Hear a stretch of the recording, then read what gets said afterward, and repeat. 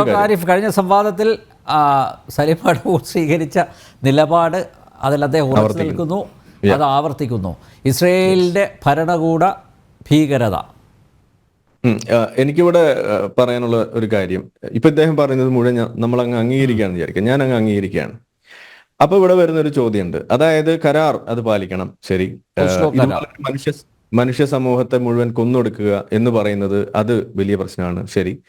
അതേപോലെ ഇതെല്ലാം പറഞ്ഞു വെക്കുന്നു. അപ്പോൾ ഇവിടെ രണ്ട് കാര്യമാണ് ഇദ്ദേഹം ചെയ്യുന്നത്. ഒന്ന്, തങ്ങൾക്ക് സൗകര്യമുള്ള അത്ര മാത്രം ഈ ചരിത്രം തികഞ്ഞെടുത്തിട്ട് അവിടുന്ന് അങ്ങോട്ടുള്ള കാര്യം മാത്രം പറഞ്ഞുകൊണ്ടിരിക്കുന്നു എന്നതാണ് ഇവിടെ നമ്മളിപ്പോൾ കണ്ടുകൊണ്ടിരുന്നത്. ഇങ്ങനെ നിങ്ങൾ കരാറിനെ കുറിച്ച് പറയുന്നു, അത് പാലിക്കുക എന്ന് പറയുന്നത് ഒരു വലിയ സംഭവമാണ് നിങ്ങൾ പറയുന്നുണ്ടെങ്കിൽ 1947 ഒരു സ്വാതന്ത്ര്യ പ്രഖ്യാപനം നടത്തിക്കൊണ്ട് 2 രാജ്യങ്ങളാക്കി മാറ്റിക്കൊണ്ട് ഒരു സ്വതന്ത്ര ഇസ്രായേലും ഒരു സ്വതന്ത്ര അറബ് മേഖലയായിട്ട് ഇപ്പുറത്തെ ഒരു പാലസ്തീനും അവിടെ പറഞ്ഞു വെക്കുമ്പോൾ അത് ഏകപക്ഷീയമായിട്ട് ലംഘിച്ചുകൊണ്ട് ഇസ്രായേലിനെതിരെ യുദ്ധം ചെയ്തത് അന്ന് പാലസ്തീൻ മാത്രമല്ല, അതായത് അന്ന് അവിടെ ചുറ്റുമുണ്ടായിരുന്ന 5-6ഓളം രാജ്യങ്ങൾ ഒരുമിച്ചാണ് യുദ്ധം ചെയ്തത്. അന്ന് ആ കരാർ ലംഘിച്ചത്, അപ്പോൾ നിങ്ങൾ അവിടെ എന്ത് പറയും? അന്ന് ആ കരാർ അവിടെ ഇവർ ഈ പറയുന്ന പോലെ ചെയ്തിരുന്നെങ്കിൽ ഇന്നത് ഉണ്ടാവില്ലായിരുന്നു എന്ന് പറയുമെങ്കിൽ, അന്ന് ഈ 47 ഇത് അംഗീകരിച്ചിരുന്നു എന്നുണ്ടെങ്കിൽ അതിന് മുന്നേ ഉള്ളതിലേക്ക് പോകണമെങ്കിൽ നമുക്ക് പോവാട്ടോ. പക്ഷെ നിങ്ങൾ ഇവിടെ വരെ പോയതുകൊണ്ട് ഞാൻ കുറച്ചുകൂടി ബാക്കോട്ട് പോയിട്ട് എന്റെ സൗകര്യത്തിന് ഞാൻ നിർത്തുകയാണ്.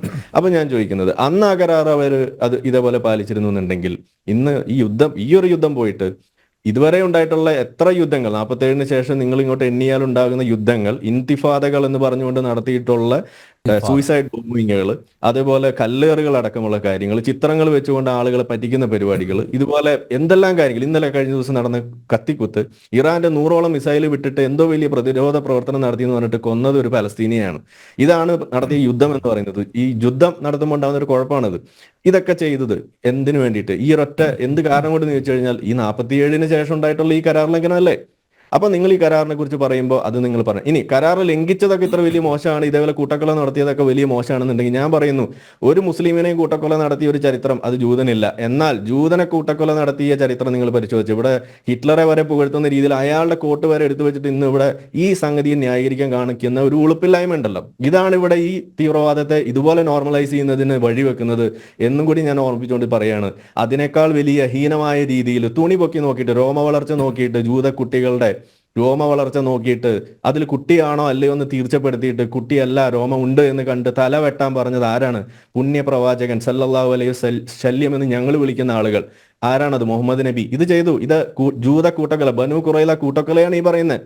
ഒരിക്കലും ഇല്ല, പച്ചക്കളവ് പറയുന്നത്. പച്ചക്കളവ് എന്നല്ല, ഹദീസ് വേണമെങ്കിൽ ഞാൻ പറയുന്നത് ഇതുപോലെ കൂട്ടക്കൊല നടത്തിയ ചരിത്രം അത് നടത്തുമ്പോൾ അത് വലിയ മോശമാണ്. ആളുകളെ കൂട്ടക്കൊല നടത്തുന്നുണ്ടെങ്കിൽ ഇത് ഇവിടെ നടത്തിയിട്ടുണ്ട്. അപ്പൊ നിങ്ങളുടെ സൗകര്യത്തിനനുസരിച്ച് കാര്യങ്ങൾ പറയാൻ നിൽക്കരുത്.